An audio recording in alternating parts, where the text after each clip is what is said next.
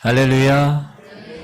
교회가 이제 막 시끄럽고 막 정신이 없고 얼마나 좋은지 몰라요. 여러분들 표정을 보니까 천국을 느껴지는 것 같아요. 아멘이 이렇게 작은지 모르겠어요. 여러분 가정과 여러분 자녀와 이 교회 공동체에 하나님의 놀라운 역사가 매일 매시 일어나기를 주의 이름으로 축복합니다. 할렐루야. 4주간 동안 산상수훈에서 예수 그리스도께서 말씀하신 팔복에 관하여 여러분에게 말씀을 드렸습니다.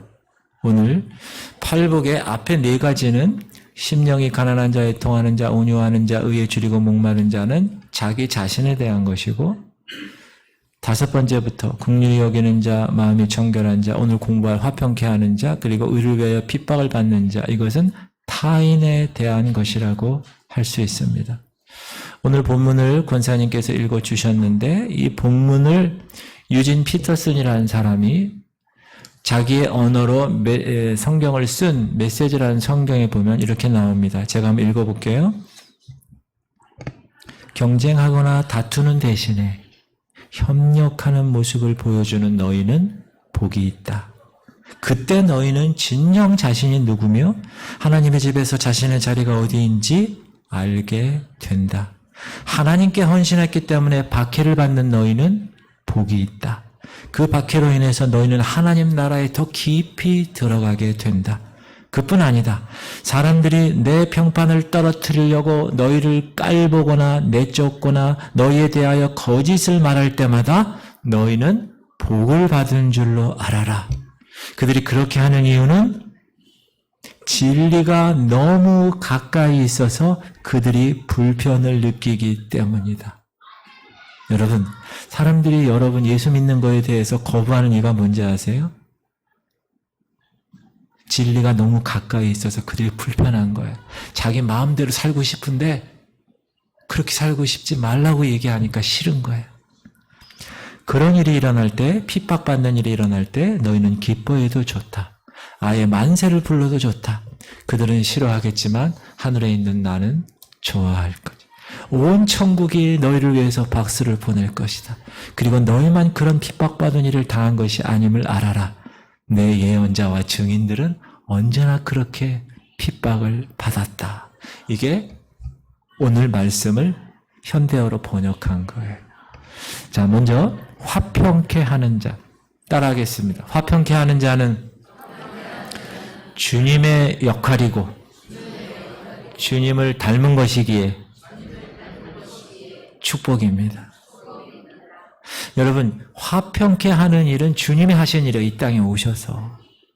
그리고 그 하신 일을 우리가 피스메이커, 화평케 하는 자로 닮아가는 일이에요. 그래서 복이라는 거예요.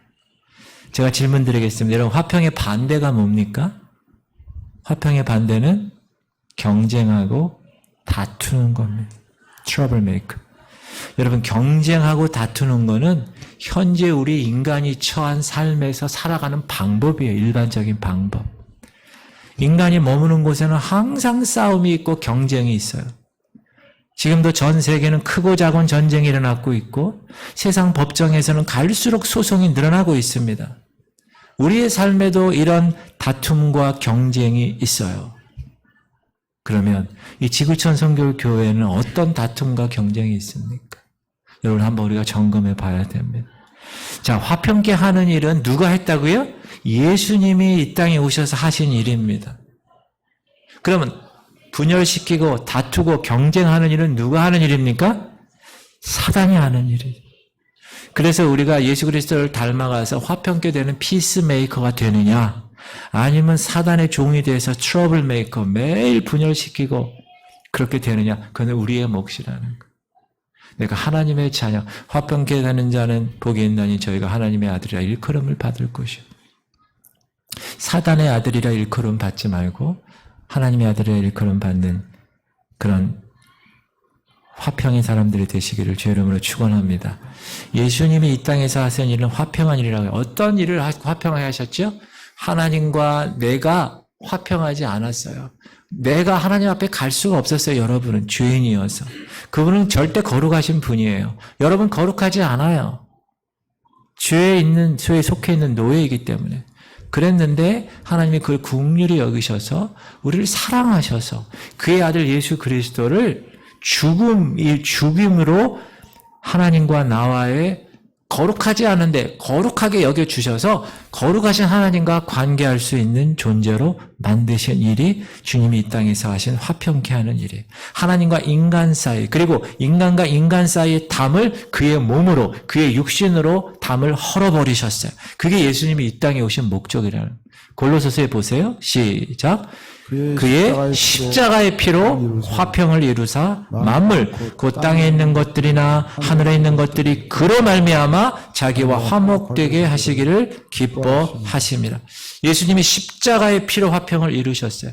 그래서 땅에 있는 것이나 하나님에 있는 모든 것들이 다 그분 때문에 화목하게 되었다라는 사실입니다.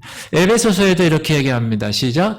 그는 우리의 화평이신지라 둘로 하나를 만드사 원수된 것 곧 중간에 막힌 담을 자기 육체로 허시고 법조문으로 된 계명의 율법을 폐하셨으니 이는 이 둘로 자기 안에서 한 세 사람을 지어 화평하게 하시고. 그러니까 예수님이 이 땅에 오신 목적은 화평케 하기 위해서 왔다라는. 그래서 화평케 하는 사람으로 불려지는 칭호가 오늘 뭐라고요? 하나님의 아들이라. 오늘 본문 시작. 화평하게 하는 자는 복이 있나니 그들이 하나님의 아들이라 일컬음을 받을 것이며. 예수님이 하나님의 아들이잖아요. 여러분들도 하나님의 자녀이잖아요. 맞습니까? 그럼 여러분이 해야 될 일은 뭐예요? 그 예수님을 닮아서 화평하게 하는 일을 해야 되는 거예요. 화평하게 하는 일을. 제가 질문 드리겠습니다. 여러분 그리스도인입니다. 맞습니까? 그 그리스도인은 어떤 사람입니까? 그리스도를 닮아가는 사람. 예수님을 닮아가는 사람이 그리스도인입니다. I'm Christian. Christian이라는 그 뜻이 그 뜻이에요. 예수님을 닮아가는 사람. 예수님의 성품으로 내가 변해가는 것. 여러분, 그게 하루아침에 되겠어요? 안 돼요. 점진적으로 되는 거예요. 의롭다고 칭해 주신 것은 하나님이 한 번에 하신 거예요. 여러분, 의롭다고 칭함 받은 사람 맞습니까? 의롭지 않아요. 그런데 예수 그리스도 십자가를 통하여 구원의 밧줄을 주셔서 여러분이 붙들었어요. 그래서 이제 의롭다고 칭해 주셨어요. 의인이 아닌데도 불구하고 그래 예수 그리스도의 피값 목숨값으로 내가 의롭다고 칭해 줄게. 그래서 여러분은 의인이 되신 거예요. 아멘? 그럼 그거는 누가 한 거예요? 하나님이 한 거예요. 하나님이 일방적으로 한 번에 한 거예요. 그러나 그 의롭다고 칭함받은 칭의의 사람이 이제 거룩의 삶을 살아가는 이 현장은 누가 하는 거예요? 내가 하는 거예요. 한 번에 되는 거예요? 점진적으로 하는 거예요. 여러분이 애 낳았죠? 애 낳는데 그 다음날 애가 20살이 됐어. 있을 수 없는 일이에요, 그거는. 애는 계속 먹고 자라나야 돼요. 여러분들도 마찬가지. 의롭지 않지만 의롭다 칭해 주시고 나서는 여러분이 기도하고 여러분이 하나님 말씀을 사모하고 여러분이 있는 그곳에서 24시간 하나님의 임재하심을 하나님 앞에서의 삶을 살기 위해서 최선을 다하는 노력은 누가 하는 거예요? 여러분이 하는 거예요. 할렐루야. 화평, 주님의 성품으로 점진적으로 변해가는 사람이 그리스도인이라는 거예요. 그렇기 때문에 화평케 하는 자라의 칭호는 우리 그리스도인들에게서 가장 큰 축복이고 가장 큰 자랑이다. 우리 그리스도인들조차 끊임없이 일어나고 있는 이 작은 다툼과 분열에서 하나로 화평케 하는 역할을 감당하게 한다는 거예요. 얼마나 귀한 일입니까? 우리 옆 사람하고 인사합시다. 당신은 화평케 하는 사람입니까? 물어봐요, 빨리. 2명 이상에게. 그럼 대답하세요. 네, 저는 예수님을 닮기 위해서 화평케 하는 사람입니다. 네. 여러분 인상 쓰면서 물어보면 안 돼. 웃으면서 물어봐야지. 여러분 제가 질문 드립니다. 여러분 왜 다툼이 일어난다고 생각하십니까? 여러분 부부 간에도 부모 자식 간에도 교회 공동체에서도 목장 가운데서도 있는 그 직장에서도 그렇고 왜 다툼이 일어난다고 생각하십니까? 그 이유는 내가 상대방보다 더 우월한 위치를 차지하고 싶어서 혹은 우월하다는 것을 확인받고 싶어서 그런 거예요. 제가 보면 그래요. 그리고 그게 맞아. 한마디로 말하면 우월감 때문에 그러는 거예요. 우월해야 힘을 갖고 힘을 가져야 그 사람을 내가 조정할 수 있고 컨트롤할 수 있다는 생각 때문에 그렇게 해도 된다고 생각하기 때문에 그렇습니다. 잘 생각해 보세요. 부부관계도 그렇죠? 왜 싸워요? 부부 싸움을 왜 해요? 내가 남편보다 내가 아내보다 우월감이 있는데 왜 너 이렇게 말을 안 들어? 그것 때문에 그런 거 아니에요? 부모 자식 간도 마찬가지. 여러분 목장에서나 여러분 교회에서도 그런 사람이 있어요. 트러블 메이커가. 그거 왜 그런지요? 자기가 더 잘났다는 거야. 내가 이만큼 교회 몇십 년 다녔고 내가 이렇게 직분이 있다는 거야. 그러니 너 무슨 얘기 하는 거야? 이게 다툼 때문에 그런 거야. 우월감 때문에 다투고 분열이 되는 거예요. 그거를 여러분 근데 그 사람이 모른다는 거예요. 다윗이 밧세바를 범하죠. 결국 그 남편 우리아까지 전쟁에서 죽게 하죠. 간음죄와 살인 교사죄를 집니다. 아무도 모르죠. 왕이고 아무도 모르게 했어요. 그런데 어느 날 나단 선지자 왔어요. 다윗에게 이렇게 얘기합니다. 비유를 들어 얘기하죠. 한 마을에 큰 부자가 있어요. 그 부자는 양도 많고 소도 많아요.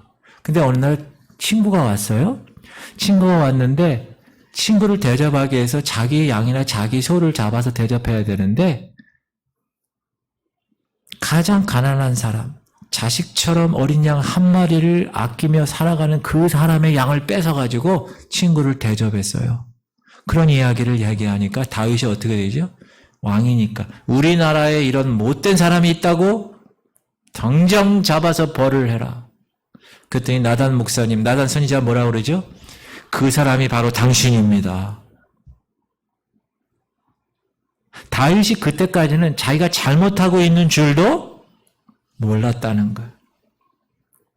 여러분 보통 가진 사람, 힘 있는 사람, 권력을 가진 사람은 그렇지 못한 사람들을 착취해도 좋다라는 우월감에 빠질 때가 많습니다. 잘 보세요. 정치하는 것들 잘 보세요.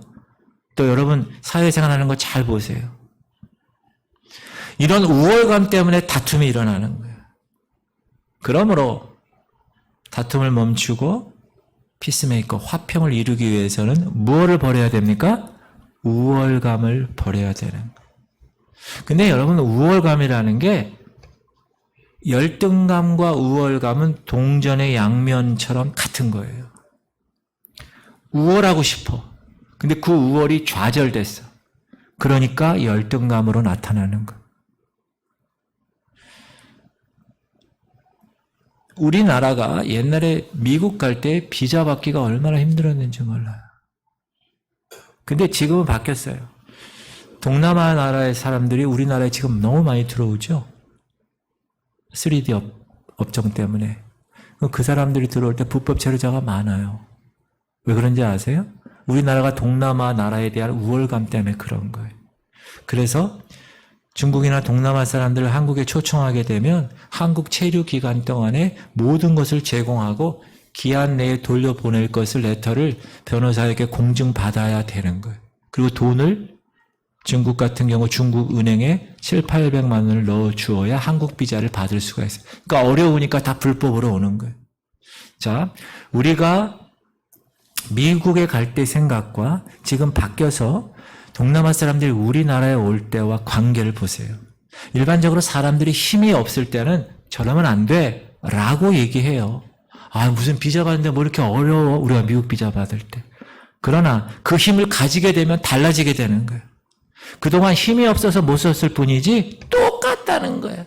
자, 우리 속에 뭐가 있다고요? 우월감을 가지려고 하고 그 우월감의 힘을 이용해서 더 나은 삶을 쟁취하려는 속성이 내 속에 있다는 것을 발견해야 되는 거예요. 다윗은 그걸 몰랐다는 거예요. 그냥 나단 선지자를 통해서 하나님의 영으로 그걸 지적하니까 그때 아, 그랬구나. 회개하고 하나님의 합한 사람이 된 것처럼 내가 얼마나 나의 이익을 위해서 내가 손해보지 않으려고 다투는 자인가를 발견하는 거예요.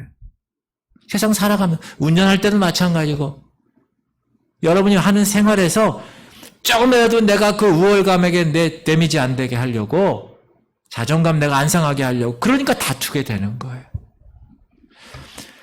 자, 화평케 하는 자가 되기 위해서는 어떻게 하라고요? 다투지 않게 우월감을 버려야 된다고 말씀드렸는데 그러면 다투지만 않으면 화평하게 될까요? 그렇지 않아요. 여러분 서로 갈등하고 있는 사람들을 화해하고 둘을 하나로 연결시키기 위해서는 뭐가 있어야 되냐면 친화력이 있어야 돼요. 친화력. 사람들이 저 사람에게는 이 문제를 털어놓고 함께 이야기하고 싶다는 그런 매력이 있어야 돼. 그 사람에게. 그래서 여러분 화평케 하는 사람, 피스메이커 그 주변에는 늘 사람들이 많이 있어요. 자, 여러분 주변에 사람들이 많이 있습니까? 아니면 늘 혼자입니까? 화평케 하는 사람들 주변에는 늘 사람들이 많이 모이게 되어 있어요. 왜? 문제를 털어놓고 싶고 함께 나누고 싶고 해결하고 싶기 때문에 그렇습니다. 그래서 화평케 하는 자는 사람을 쉽게 판단하지 않아야 되는 거예요. 무엇이 옳고 무엇이 그르다 그런 문제하고 그 사람을 이해하는 문제는 다르기 때문에 그래요. 쉽게 설명하면 요한복음 7장에 가늠하다가 현장에 잡힌 한 여인이 있죠. 그 가늠한 여인을 유대인들이 어떻게 하려고 그랬어요? 돌로 쳐 죽이려고 그래요. 왜? 율법에 그렇게 하라고 나왔으니까. 여러분 이런 갈등 상황에서 돌로 치려는 유대인들은 어떤 생각을 갖고 그런 생각을 했을까요? 이 여인보다 자신들은 우월하다는 것을 보여주고 싶은 거예요. 또한 또 한 가지는 뭐냐? 예수님이 약자를 대변하고 가난한 사람을 대변하는데 야, 이 정도 여인이라면 예수님도 어쩔 수 없을 거야 라고 예수님의 명성에 흠집을 내려고 유대인들이 그렇게 한 거예요. 근데 예수님이 어떻게 하셨죠? 그 여인에게 정죄하지 않았다는 거예요. 사랑하는 성도님들, 내가 먼저 다투지 않는 자가 되어야 됩니다. 그러려면 어떻게 해야 된다고요? 다툼의 원인인 우월감을 버려야 되는 거예요. 여러분 목장에서도 마찬가지. 여러분 교회 내에서도 마찬가지. 가정에서도 마찬가지고 특히 교회에서 여러분 이 우월감 때문에 다투거나 분열이 있을 수가 있어요. 나는 이런데 왜 그래? 이런 것. 사랑하는 성도님들, 혹 누군가와 다투고 있지는 않습니까? 어떤 우월감을 가지고 계속 살아가십니까? 아니면 그 우월감이 쟁취가 안 돼서 매일 열등감 가운데 있습니까? 자, 우리가 예수님을 본받고 예수님을 닮아가는 사람이라고 그랬죠? 자, 이 가늠한 여인을 보고 예수님이 뭐라고 그러셨어요? 아무 얘기 안 하셨어요. 그리고 땅에 무언가를 쓰셨어요.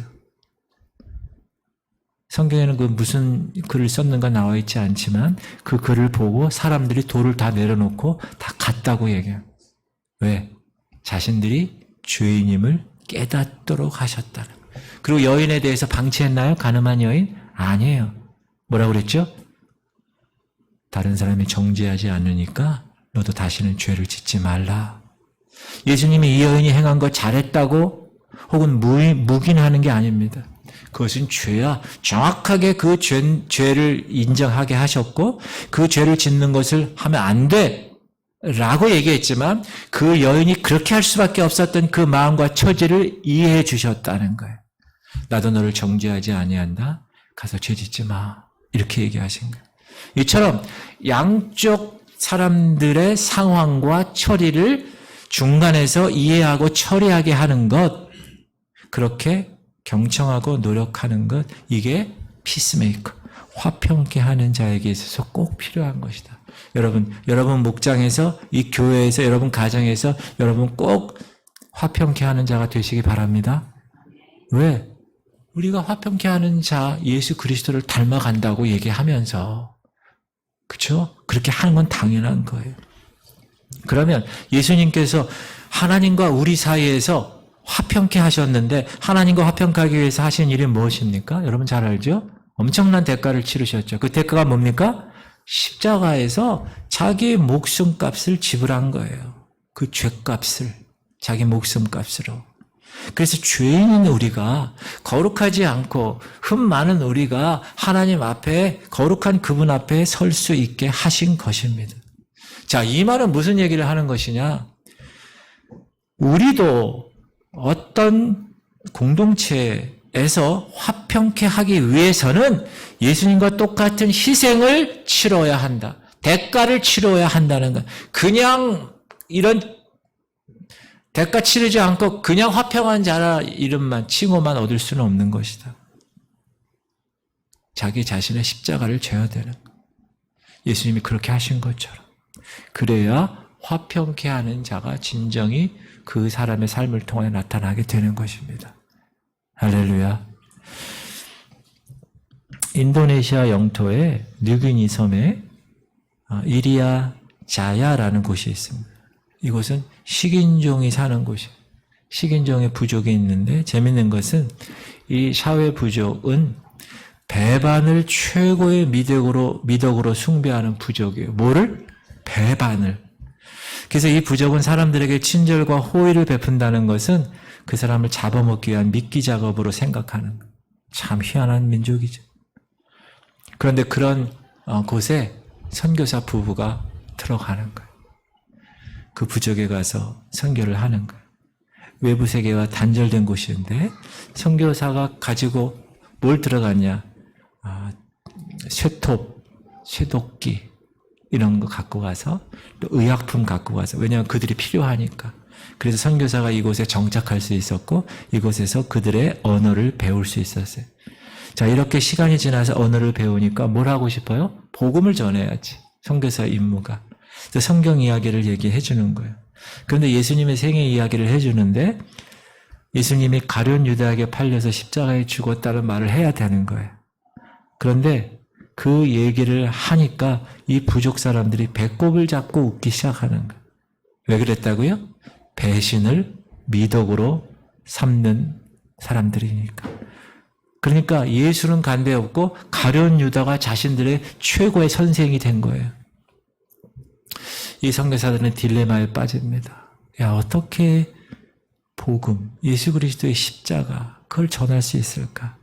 그러는 와중에 옆 마을과 이 부족이 전쟁을 하게 됩니다. 전쟁으로 인하여 두 마을은 다 모두 피해를 입어요. 그래도 전쟁이 끊어지지가 않아. 계속 이어집니다. 선교사는 부상당한 사람들을 치료하며 전쟁이 끝나기를 기다렸는데 전쟁이 끝나지가 않으니까 아예 선포합니다. 너희 전쟁 끝나지 않으면 우리 다른 데로 갈 거라고. 그래서 두 마을 간의 화해가 이루어지게 됩니다. 그런데 이들에게 화해의 의식이 있었어요. 어떤 의식이냐? 화해를 신청하는 부족의 추장이 자기 아들을 상대방 부족에 주는 거예요. 그 상대방 부족이 자기 아들을 맡아서 키우는 거예요. 그럼 그 아들이 살아있는 동안에 이 두 부족 사이에는 전쟁이 없는 거예요. 그래서 이 아이를 어떤 아이라고 이름 짓느냐? 화해의 아들이라고 이름을 짓는 거예요. Peace Child. 그러니까 이 선교사가 그걸 딱 보는 순간 바로 예수 그리스도가 화해의 아이로 이 땅에 오신 말씀을 전하기 시작한 거. 그러니까 이 사람들이 이제 알아듣게 된 거예요. 근데 이 부족의 추장이 자신의 아이를 보냈잖아요. 그러니까 얼마나 마음이 아픔이 있겠어요. 그걸 이해하면서 복음을 받아들이게 된 거예요. 그래서 이 추장이 복음을 받고 예수님을 믿고 현지 목사가 된 거예요. 교회 목사가. 그러니까 복음을 열심히 전해서 많은 여러분 추장이 목사님이 되니까 그 밑에 부족원들은 다 교회를 다니고 예수를 믿게 된 거라는. 사랑하는 성도님들, 두 마을이 화평케 되기 위해서 그 추장의 아들을 내어주었듯이 하나님도 우리와 화평하기 위해서 그 아들 독생자를 우리에게 내어주신 것입니다. 그걸 꼭 기억하셔야 돼요. 그러니까 여러분 어느 공동체, 목장이나 이 교회 공동체나 여러분이 있는 그곳에서 가정이나 직장에서 여러분이 피스메이커가 되기 위해서는 말로 되는가? 아니에요. 손에 볼 수 있어야 되고 예수님처럼 자기 목숨값을 치를 수 있는 준비, 희생이 되어 있어야 그 사람이 피스메이커가 되는 것입니다. 절대로 공짜로 되지 않아요. 여러분 그런 피스메이커들이 되시길 주의 이름으로 축원합니다. 그런 사람을 뭐라고 그런다고요? 하나님의 아들이라 칭함을 받는다. 여러분 하나님의 자녀들 맞습니까? 할렐루야. 두 번째 생각할 것은 의를 위해 핍박받는 거예요. 여러분 이것이 왜 복이 되느냐? 따라합시다. 핍박받으신 주님과 함께하기 때문에. 그래서 복이라는 거예요. 여러분 의를 위하여 핍박받는다는 것은 말 자체가 좀 이상하지. 아니 의를 위하는데 왜 핍박을 받아? 박수를 받아야지. 여러분 이수연 씨라고 일본 유학 중에 지하철에서 술에 취한 일본 사람을 구하고 자기가 목숨을 잃은 사람 기억나시죠? 그 사람을 일본 사람들이 뭐라고 칭했는지 알아요? 의인이라고 칭했어요. 의인. 박수 쳐주고 칭찬해주고 그 지하철역에 그를 기념하는 조그만한 현판이 붙어 있어요. 그런데 오늘 말씀을 보니 의를 위하여 핍박받는 자에 말하는 거예요. 의를 위하는데 핍박을 받는다는 말은 이 의가 세상에서 말하는 의가 아니라는 거예요. 세상에서는 옳고 선하다 하는 것을 의라고 얘기하는데 이런 사람은 세상에 어떻게 해요? 대접해 주는 거예요. 박수 쳐주고. 핍박하지 않습니다. 절대로. 그렇다면 오늘 본문에서 말하는 의는 세상에서 말하는 의와는 다르다는 것을 여러분이 알 수 있어요. 그렇죠? 핍박받으니까. 성경에서 말하는 의와 세상의 의가 같다면 우리 기독교는 배타적일 필요도 없어요. 싸울 필요도 없어요. 핍박받을 필요도 없어요. 오히려 상을 받는 거예요. 그러나 성경에서 말하는 의와 세상에서 말하는 의가 다르기 때문에 핍박을 받는. 그러면 어떻게 다른가? 자, 사도 바울의 고백을 한번 읽어볼게요. 시작. 나는 8일 만에 할례를 받고 이스라엘 족속이요 베냐민 지파요 히브리인 중에 히브리인이요 율법으로는 바리새인이요 열심으로는 교회를 박해하고 율법에 의뢰는 흠이 없는 자라. 그러나 무엇이든지 내게 유익하던 것을 내가 그리스도를 위하여 다 해로 여길 뿐더러 또한 모든 것을 해로 여김은 내 주 그리스도 예수를 아는 지식이 가장 고상하기 때문이라. 내가 그를 위하여 모든 것을 잃어버리고 배설물로 여김은 그리스도를 얻고 그 안에서 발견되려 함이니 내가 가진 의는 율법에서 난 것이 아니요 오직 그리스도를 믿음으로 말미암은 것이니 곧 믿음으로 하나님께로부터 난 의라. 여기서 바울이 지금 말하는 초점이 뭐죠? 자신은 율법의 의로는 자랑할 것이 많다는 거예요. 흠이 없다는 거예요. 다 했다는 거예요. 자기는. 그게 자기의 의였다는 거예요. 바리새파 중에 바리새 율법을 100% 지키고 하나님이 하라고 한 것 제대로 했고 자신이 있다는 거예요. 자기는. 그런데 그리스도를 알고 보니까 다메섹에서 예수를 만나고 보니까 그를 믿음으로 하나님의 의를 얻고 보니까 내가 자랑할 만한 모든 의는 다 아무 소용이 없더라. 뭐라고 여겼다고요? 배설물로 여겼다고. 똥으로 여겼다는 거예요. 즉 율법의 의와 하나님의 의는 다르다는 거예요. 세상의 의는 어떤 거냐? 범죄하지 않는 의를 얘기합니다. 사람과 사람 간의 도덕과 윤리를 지키는 것이 의죠. 세상은 다 그렇죠. 법정에서 판사가 이거 판결할 때도 그렇고. 그러나 하나님의 의는 인간이 죄인임을 전제로 하는 거예요. 그러니까 그 의를 얘기하면 사람들 기분 나빠하죠. 아, 내가 왜 죄인이야? 다시 하나님의 의는 인간이 죄인이라는 것을 전제하는 겁니다. 그리고 그 죄를 해결하기 위해서는 예수님을 믿어야만 가능하다는 거예요. 이것이 하나님의 의야. 그러니까 세상의 가치관과 반대가 되죠. 왜 우리가 죄인이야? 그러니까 세상으로부터 핍박을 받는 거예요. 자, 이 세상은 인본주의 시대입니다. 요즘은 얼마나 과학이 발달했는지 몰라. 인간이 신이에요. 인간이 최고의 가치를 가진 존재라고 생각해요. AI, 인공지능, 빅데이터로 해서 사물 인터넷, 4차 산업이 얼마나 요즘 잘 사는 인간이 대단하다고 생각할 정도예요. 인간이 정말. 인간의 성공에 대해서 대대적으로 칭찬하고 환영합니다. 인간이 어디까지 올라갈 수 있는가를 대대적으로 보도하고 칭송하는 시대를 우리는 살고 있습니다. 그런데 기독교의 메시지는 뭐예요? 인간이 죄인이라는 거예요. 인간이 죄인. 인간은 구제불능이라는 거예요. 그래서 하나님과 화목하기 불가능하다는 거예요. 그래서 예수님이 오셔야만 했고 그 예수를 믿는 것 외에는 길이 없다는 거예요. 그게 기독교에 말하는 하나님의 의라는 거예요. 그러니까 하나님의 의를 말하기 위해서는 뭐죠? 자신의 죄인된 모습을 인정해야만 되는 거예요. 사람들 이렇게 인정하나? 인정 안 해요. 자기의 절망된 모습, 자기가 사악한 죄 모습을 인정해야만 되는 거예요. 그래서 우리가 안 믿는 사람에게 복을 전하면 어떻게 합니까? 세상 사람들이 뭐 하는 거야? 이 자식이. 적개심을 갖는 건 당연한 것이라는 거예요. 사람들이 뭐라고 얘기합니까? 지금 이 시대에 뭐가 무서워서 예수 믿느냐는 거예요. 아니, 내가 다 할 수 있는데 왜 누구를 의지하냐는 거예요. 나 자신을 믿으라는 거예요. 과학이 그렇게 얘기하고 인본주의 사상이 그렇게 얘기합니다. 인간의 능력 개발하고 인간 복제가 가능해지고 이 시대, AI 인공지능 시대, 자율주행하는 시대, 엄청난 컴퓨터 시대. 뭐가 무서워서 예수 믿느냐는 거예요. 그것은 나약한 자들이 일시적인 도피를 위해 생각하는 것이라고 얘기합니다. 그러니까 우리 기독교의 하나님의 의와 가치관이 반대가 되는 거예요. 그러니까 핍박하는 거예요. 그러니까 전도하기가 힘든 거예요. 받지 않으니까. 의를 위한다고 할 때 이 의가 세상과 다르기 때문에 세상이 우리를 핍박한다는 거예요. 우리를 자꾸 죄인이라고 하니까. 그렇다고 여러분 그리스도인들이 받는 모든 의가 다 의를 위한 핍박이라고 오해해서도 되지 않습니다. 11절 시작. 나로 말미암아 너희를 욕하고 박해하고 거짓으로 너희를 거슬러 모든 악한 말을 할 때에는 너희에게 복이 있나니. 의를 위하여 핍박받는 것은 뭐라고 나와요? 나를 인하여 핍박받은 것이라고 같은 것이라고 얘기하는 거예요.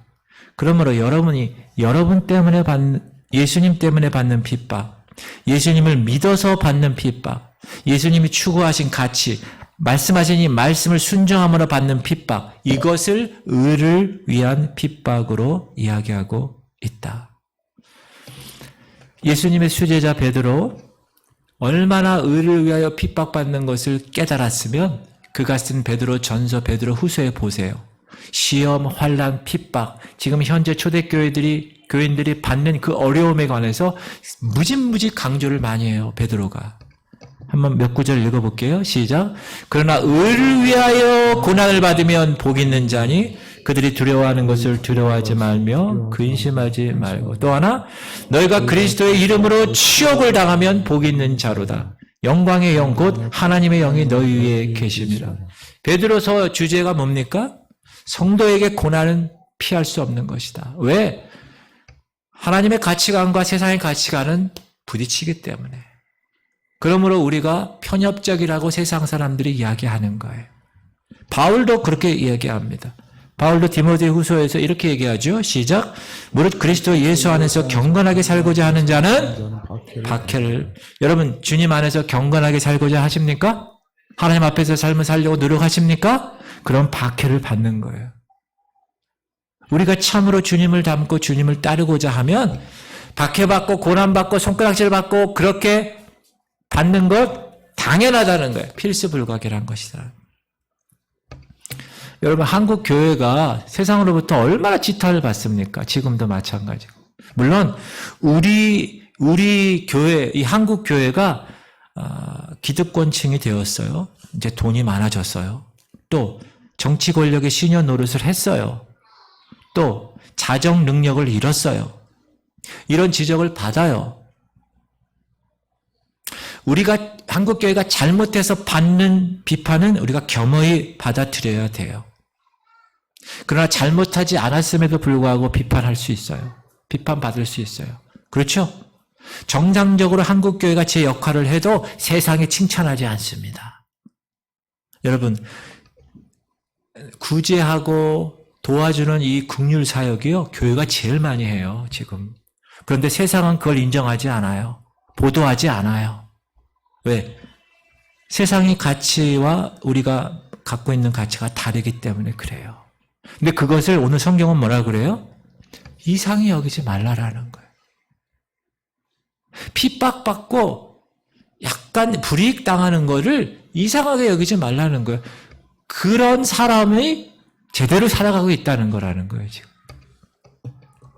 여러분, 제가 질문 드립니다. 오늘날 전 세계에 핍박받는 사람이 몇 명 정도 될 것 같습니까?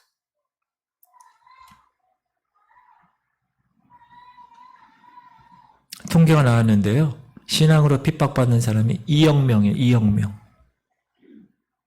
지난 20세기 100년 동안 신앙 때문에 순교한 사람 몇 명 정도 될 것 같아요? 2,500만 명이에요. 대단히 많은 숫자죠. 100년간 2,500만 명. 중국이나 이슬람 국가에서 예수 믿는다고 공개적으로 말하면 어떻게 되죠? 축소입니다. 잘못하면. 교회 간다고 그러면 장 사서 죽여도 죄가 되지 않는데, 이슬람은. 북한 땅에도 예수를 믿는 사람들이 있죠? 여러분 그거 아세요? 제약교회 뜨겁게 기도하는 사람. 북한에 있는 교인들이 우리 남한에 있는 교인들을 걱정하고 있어요, 지금 여러분. 신앙생활 제대로 못한다고 걱정한다니까. 그들은 목숨 걸고 하는데. 그들이 예수 믿다가 발각되면 어떻게 됩니까? 수용소 끌려가고 엄청난 고통 속에 죽어갑니다. 자, 우리 남한에 있는 우리에게는 이런 핍박은 없습니다. 그래서 우리가 어떻게 해야 되느냐? 핍박 가운데 있는 그런 성도들을 기억하고 그들을 위해서 기도해야 합니다. 그리고 그런 핍박 가운데서 믿음 지키며 살아가는데, 이렇게 핍박 없는 세상에서 살아가는 우리 부끄럽지 않도록 자기 자신을 깊이 성찰하며 살아가야 됩니다. 그러나 이런 극심한 정치적인 핍박, 그것만 의를 위한 핍박이 아닙니다. 신앙의 자유가 주어진 나라에 우리가 살아. 그러나 하나님의 가치와 복음을 위하여 살면 우리는 핍박을 받을 수밖에 없어요. 사람들이 이러죠. 왜 그렇게 살아, 집사님? 대충 살아, 넘어가 그냥. 여러분, 우리 그리스도인들은 예수님 때문에 할 수 없는 일이 많습니다. 우리 그리스도인들은 쉽게 갈 수 있는 지름길이 있지만 예수님이 옳지 않다고 하면 그 길을 가지 않는 사람들입니다. 맞습니까? 예수님 때문에 돌아가고 예수님 때문에 손해보는 삶이 그리스도인의 삶입니다. 우리는 남들이 안 본다고 그냥 넘어가는 사람이 아니에요.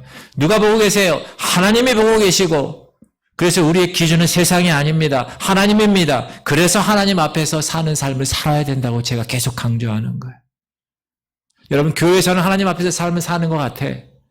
그러나 여러분, 교회를 딱 떠나고 나면 그 다음부터는 저 사람이 하나님의 사람인지 세상 사람인지 구분이 안 된다.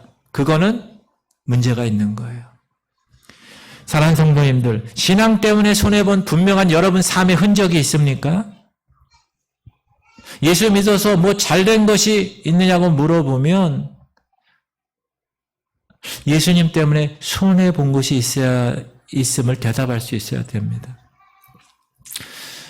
우리의 그 어머님 세대의 기독교 관에 정립하고 우리랑 좀 많이 달라요. 우리 어머님 시대는 예수 믿으면 물질 축복받고, 예수 믿으면 건강하고, 예수 믿으면 들어가도 나가도 축복받고, 머리가 되었지언정 꼬리가 되지 않고, 예수 믿으면, 다 이런 신앙이에요. 예수 믿는 것이 하나님의 힘까지 잘 동원돼서 내가 잘 되는 것에 초점을 맞춰 있어요. 지금 한국교회에서도 이렇게 강단에서 전파하는 사람들이 있어요. 물론 저는 예수 그리스도를 제대로 믿으면 주께서 우리를 축복하는 걸 믿습니다. 예수님 제대로 믿으면 주변 상황과 관계없는 하나님의 평안과 하나님과의 교제로 인한 기쁨이 있는 것을 알아요. 여러분, 가정을 보세요. 하나님 가치관으로 살면 부부가 하나님 말씀대로 지키려고 하는데 가정이 회복되지 않겠어요? 당연히 회복되죠. 여러분, 자녀 키우는데 내 성질대로 키우고 그렇지 않고 하나님 말씀대로 양육하고 주의 말씀으로 교훈하고 훈련하는데, 대화하는데 자녀의 관계가 회복되지 않겠어요? 일주일에 하루는 바쁜 직장을 떠나서 쉬면서 예배드리고 내 자신의 한계를 아니까 무리하지 않고 예수님 의지하면서 좋아하던 그 술, 담배 다 끊고 화도 내지 않고 그렇게 살아가는데 건강도 좋아지지 않겠어요? 사업을 해도 여러분 정직하게 하고 당장은 손해보는 것 같아도 그 정직함이 오래되면 신뢰가 쌓이면 오히려 득이 되지 않겠습니까? 그러나 사랑하는 성도님들, 이런 것은 본질이 아니라는 거. 이건 부수적인 것이고 이럴 수도 있고 저럴 수도 있는 것인데, 그러나 본질적인 건 뭐냐? 핍박받는 것은 본질적이라는 거예요. 여러분이 예수님을 제대로 믿으면 반드시 갈등이 있는 거예요. 세상과 나와의 갈등, 세상과 하나님과의 갈등 사이에서 여러분이 계속 고민할 수 있는 사람이 구원받은 사람이라는. 여러분이 이 세상에서 하나님의 가치를 추구하는 사람인데 왜 갈등이 없겠어요? 핍박받는 자리까지 가는 겁니다. 근데 그것이 이상히 여기지 말라는 거예요. 더 나아가서 그것을 기뻐하고 즐거워하라는 거예요. 그 삶이.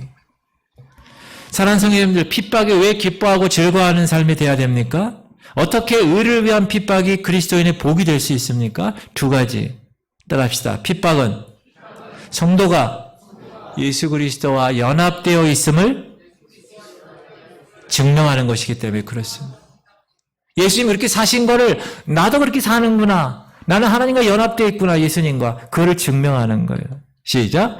너희가 세상에 속하였으면 세상이 자기의 것을 사랑할 것이나 너희는 세상에 속한 자가 아니요 도리어 내가 너희를 세상에서 택하였기 때문에 세상이 너를 미워할. 세상이 여러분을 미워하는 것은 당연하다고 성경을 말씀하고 있습니다.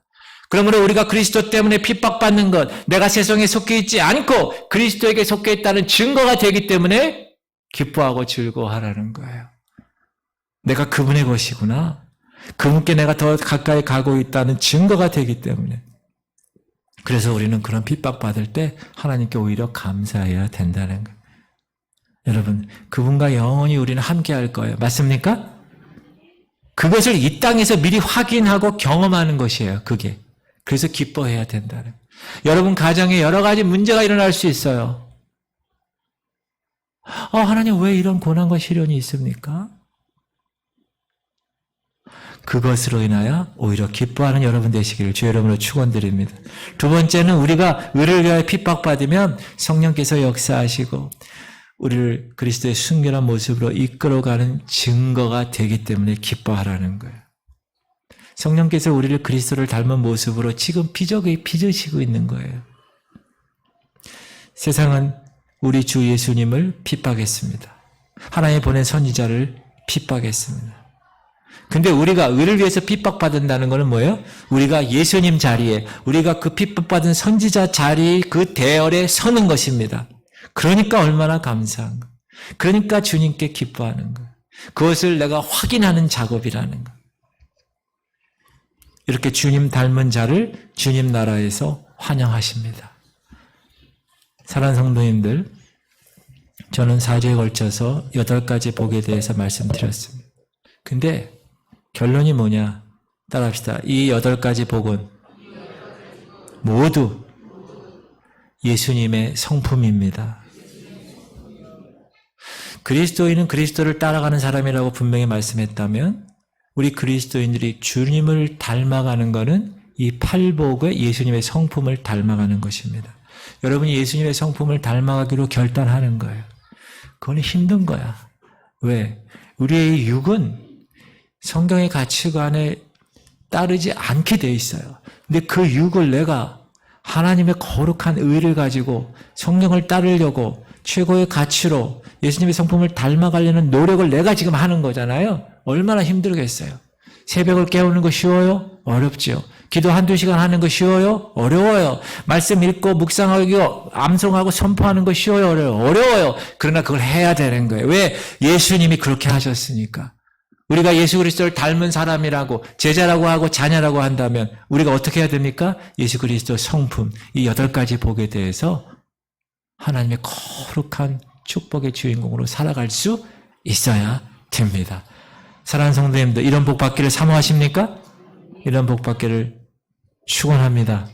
세상과 다른 거예요. 이거는 세상의 복과 다른 거예요. 영원한 하늘의 복이에요. 그 하나님의 축복을 가득 넘치도록 받으시는 성도님이 되시기를 주의 이름으로 축원합니다. 우리 통성으로 기도합시다. 기도 제목 주세요.